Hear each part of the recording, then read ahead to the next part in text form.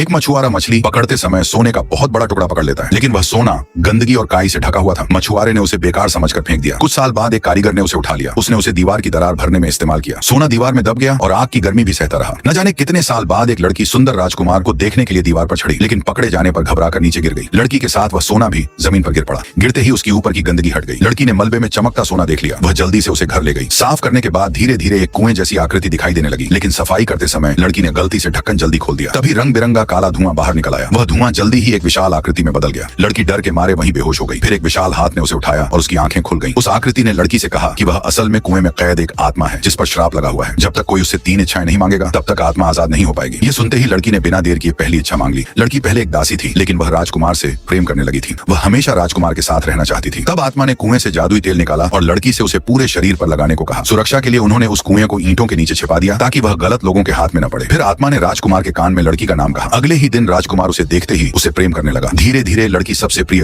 रानी बन गई। अपनी जगह मजबूत करने के लिए लड़की ने दूसरी इच्छा मांगी। उसने चाहा कि उसे राजकुमार से एक पुत्र प्राप्त हो। आत्मा ने उसकी यह इच्छा भी पूरी कर दी। इसके बाद लड़की घमंडी होने लगी। इससे बाकी रानियां उससे जलने लगी और महल में साजिशें शुरू हो गईं। कई रानियों में से बूढ़ा राजा केवल लीना को पसंद करता था। लीना बहुत महत्वाकांक्षी थी। वह अपने बेटे को राजा बनाना चाहती थी, इसलिए उसने इस मौके का फायदा उठाया। उसने हर जगह अफवाह फैला दी कि राजकुमार विद्रोह करना चाहता है। फिर उसने राजा के कान भर दिए, जिससे पिता और पुत्र के बीच दुश्मनी पैदा हो गई। आखिरकार बूढ़े राजा ने बातों पर विश्वास कर लिया। गुस्से में उसने कठोर फैसला लिया। उसने राजकुमार को पकड़वा लिया और लीना को तीर चलाने का आदेश दिया। बेचारा राजकुमार बिना वजह मारा गया। जब आत्मा को राजकुमार की मौत का पता चला, तो वह तुरंत लड़की के पास पहुंची और आखिरी इच्छा मांगने को कहा। लेकिन राजकुमार की मौत से लड़की इतनी दुखी थी कि उसने कोई इच्छा नहीं मांगी। तभी वह हथियारों के हाथ लग गई और रानी के सैनिकों ने उसे समुद्र में फेंक दिया। आत्मा लड़की को बचाने के लिए पीछे दौड़ी, लेकिन एक दानव ने उसे रोक लिया। दानव के गायब होते ही आत्मा तुरंत समुद्र में कूद गई, लेकिन तब तक बहुत देर हो चुकी थी। लड़की डूबकर पत्थर जैसी ठंडी हो चुकी थी। क्योंकि लड़की ने आखिरी इच्छा नहीं मांगी थी, इसलिए दानव उसे राजकुमार से हमेशा के लिए दूर ले गया।